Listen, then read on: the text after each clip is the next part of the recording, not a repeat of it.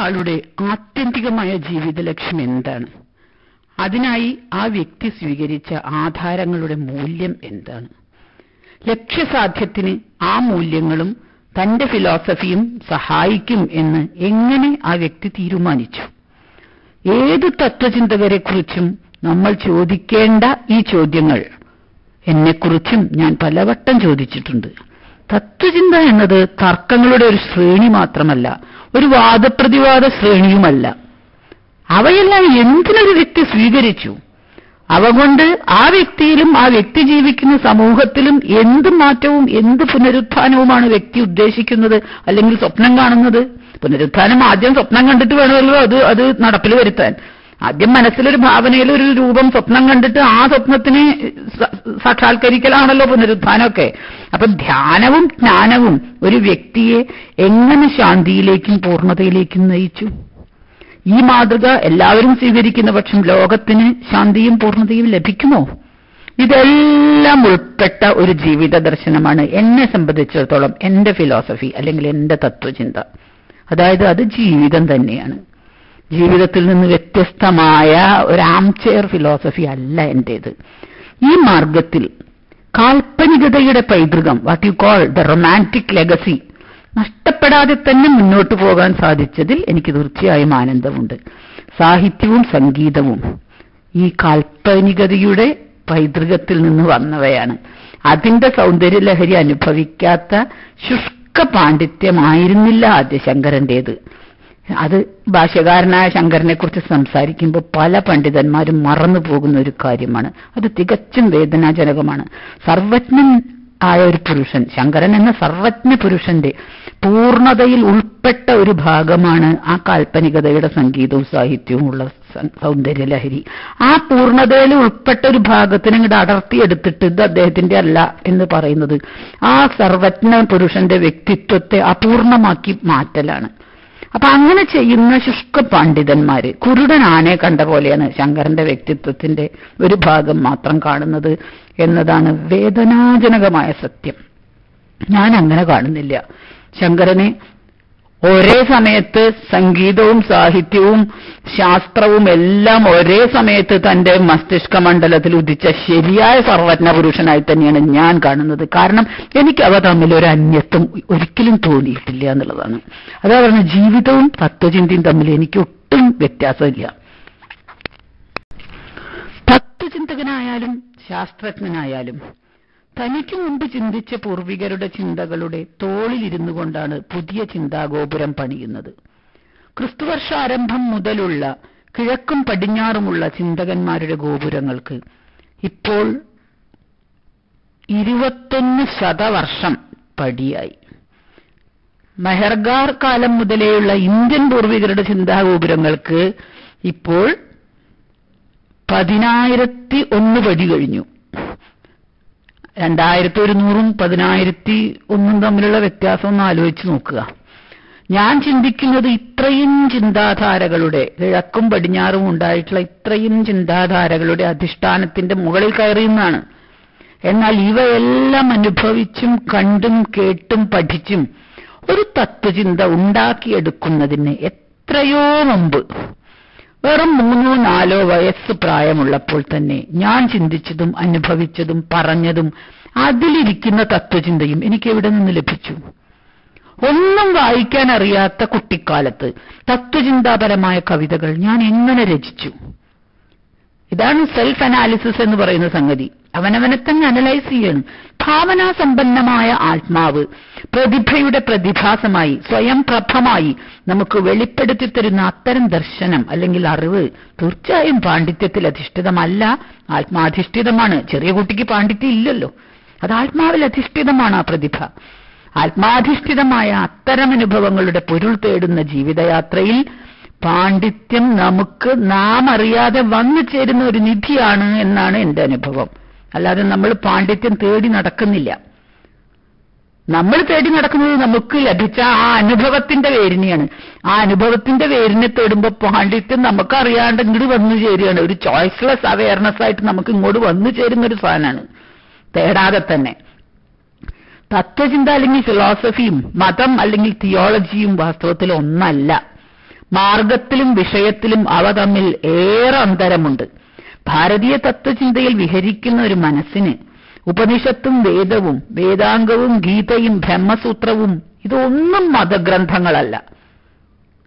എനിക്കിത് മതഗ്രന്ഥങ്ങളായിട്ട് തോന്നിയിട്ടില്ല. പിന്നെ എന്താണിത്? ഇന്ത്യൻ ഫിലോസഫിയിൽ അതാത് കാലത്ത് ഉയർന്നു നിന്ന രാജഗോപുരങ്ങളാണവ. അതിനിപ്പോ ആദരായണനായാലും ശരി, ശങ്കരാചാര്യരായാലും ശരി, ഞാനായാലും ശരി, അതങ്ങനെ ആവാൻ വഴിയുള്ളൂ.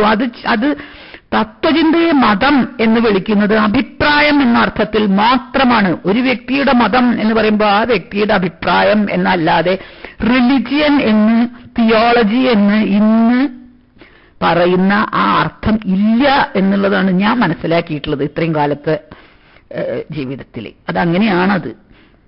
അത് മതമാക്കുന്നത് എങ്ങനെയാണെന്ന് വെച്ചാൽ, സംസ്കൃതം എന്നുള്ള ഭാഷ ഉണ്ടായത് ഇന്ത്യയിലാണ്.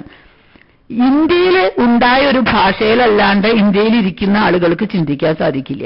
അതുകൊണ്ട് അവർ സംസ്കൃതത്തിൽ ചിന്തിച്ചു, അവർ ഇംഗ്ലീഷിൽ ചിന്തിച്ചില്ല. കാരണം ഇംഗ്ലീഷ് 16-ാം നൂറ്റാണ്ടിലല്ലേ ഉണ്ടായിട്ടുള്ളൂ. അന്നത്തെ മനുഷ്യൻ 16-ാം നൂറ്റാണ്ട് വരെ കാത്തിരുന്നില്ല ചിന്തിക്കാൻ. എനിക്ക് ഇംഗ്ലീഷ് കിട്ടട്ടെ എന്ന് പറഞ്ഞ് കാത്തിരുന്നില്ല. അവരവരുടേതായ ഭാഷയിൽ ചിന്തിച്ചു. അതിനെ മതം എന്ന് പറയുന്നതിൽ ഉപരി ഒരു ജോഗ്രാഫിക് ഏരിയയിൽ ഉണ്ടായി വന്ന സയന്റിഫിക് ആയിട്ടുള്ള, ലോജിക്കലായിട്ടുള്ള ഒരു ചിന്താധാര എന്നാണ് ഞാൻ മനസ്സിലാക്കുന്നത്. ഈ ഭാഷ സംസ്കൃതം കാണുന്നവർക്കൊക്കെ ഇവര് മതം പറയുന്നു, ഇവര് റിലിജിയൻ പറയാണ് എന്ന് പറയുന്ന ഒരു ആറ്റിറ്റ്യൂഡിനെ തന്നെ എനിക്ക് പുച്ഛമാണ് എനിക്കത് പറയുന്നവരോട്. വാസ്തവത്തിൽ അവർ they don't know their own intellectual legacy. ഒരു ഇന്ത്യക്കാരനായിരുന്നു കൊണ്ട് ഇന്ത്യൻ ഇന്റലക്ച്വൽ ലെഗസി അറിയാത്തവർ മാത്രമേ ഈ മണ്ട ശിരോമണികളുടെ മരുത്ത വർത്തമാനം പറയുന്നതാണ് എന്റെ ഒരു ഫീലിംഗ്. പൊളിറ്റിക്കൽ ഫിലോസഫി എന്ന് പടിഞ്ഞാറ് വിളിക്കുന്ന തത്വചിന്താ ശാഖയിൽ പോപ്പായാലും ശരി, ചക്രവർത്തി ആയാലും ശരി, ശാസ്ത്രജ്ഞന്മാരായാലും ശരി, ആരായാലും ശരി, അവരുടെയൊക്കെ അധികാര അഭിപ്രായ വടംവലികളുടെ ചരിത്രമാണ് നമ്മൾ അവിടുത്തെ പൊളിറ്റിക്കൽ ഫിലോസഫി എന്ന് പടിഞ്ഞാറുള്ള തത്വചിന്താ ശാഖയിൽ കാണുന്നത്. ഇന്ത്യയിലെ പുരാതന രാഷ്ട്രീയ തത്വചിന്തയിൽ അങ്ങനെയല്ല നമ്മൾ കാണുന്നത്. അവിടെ അധികാര അഭിപ്രായ വടംവലികളുടെ ഒരു ചരിത്രമല്ല ഇവിടുത്തെ തത്വചിന്ത. അതിനാൽ പടിഞ്ഞാറൻ തിയറികളെ മുഴുവൻ കിഴക്കൻ നരവംശാസ്ത്ര രീതികളുടെ മേല്, അതായത് ആന്ത്രപ്പോളജിക്കലി പടിഞ്ഞാറൻ തിയറികളെ കിഴക്കൻ ആന്ത്രപ്പോളജിക്കൽ രീതികളുടെ മേല് കെട്ടിയേൽപ്പിക്കുന്ന ഈ പുതിയ ഹിസ്റ്റോറിക്കൽ രീതി ഉണ്ടല്ലോ, ഇത് നമുക്ക് ഗുണത്തെക്കാളധികം ദോഷമാണ് ചെയ്യുന്നത്. നമ്മളെ മനസ്സിലാക്കുന്നത് നമ്മളായിട്ട് തന്നെയാണ്, വേറൊരാളായിട്ടല്ല. ആ പ്രശ്നം നമ്മുടെ ഹിസ്റ്റോറിയൻസിന് സംഭവിച്ചുകൊണ്ടിരിക്കുന്നുണ്ട്. തത്വചിന്തയ്ക്ക് അനാലിറ്റിക്കലായിട്ടുള്ള, ക്രിട്ടിക്കലായിട്ടുള്ള ചിന്ത കൂടാതെ ഒരു നിലനിൽപ്പില്ല. ശാസ്ത്രത്തിൽ എന്ന പോലെ ഫിലോസഫിയിലും ഒരാളൊന്ന് വിശ്വസിക്കുന്നത് അതിനെ കടുക് കീറി ലോജിക്കലായി പരിശോധിച്ച് അതിനുള്ള തെളിവ് കിട്ടി, കുഴപ്പമില്ല, അത് വിശ്വസിക്കാം എന്ന് സ്വയം ഉറപ്പുവരുത്തിയ ശേഷമാണ്. വളരെ എക്സ്പെരിമെന്റൽ ആയിട്ടുള്ള ഒരു മാർഗമാണ് യോഗം, സാഖ്യം, വൈശേഷികം, ഗണിതം എന്നിങ്ങനെ അനേകം മാർഗങ്ങളിലൂടെ, തർക്കം, ന്യായം, മീമാംസ ഇവകളിലൂടെ നിശ്ചിതമായ പരീക്ഷണത്തിന് വിധേയമാക്കാത്ത ഒരു ഫിലോസഫിയും ഒരു ശാസ്ത്രവും ഇന്ത്യ എന്ന് പറയുന്ന ഈ ജോഗ്രാഫിക് റീജിയൻ ഒരു കാലത്തും അംഗീകരിച്ചിട്ടില്ല എന്നാണ് ഞാൻ ഈ പുസ്തകങ്ങളൊക്കെ കണ്ടിട്ട് വായിച്ചിട്ട് മനസ്സിലാക്കിയിട്ടുള്ളത്.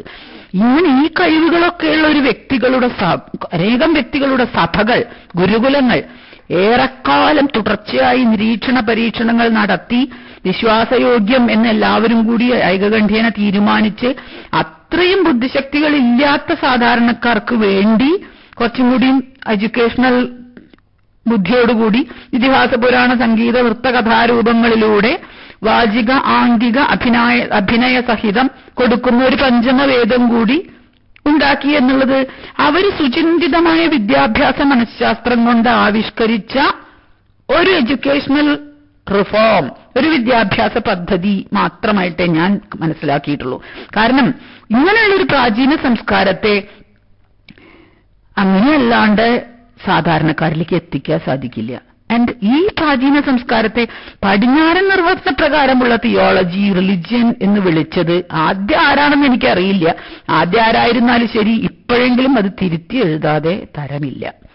ഭാരതീയ ഭാഷകളിൽ ഭാരതം എന്ന ഈ ഉപഭൂഖണ്ഡത്തിന് തനതായി ഉണ്ടായ ഇവിടത്തെ ശാസ്ത്ര, കലാ, സംസ്കാര, തത്വചിന്തകളെ ഒന്നായിട്ട് ഭാരതീയ സംസ്കാരം എന്നല്ലാതെ ഒരു പ്രത്യേക മതം എന്ന് വിളിക്കാവതല്ല.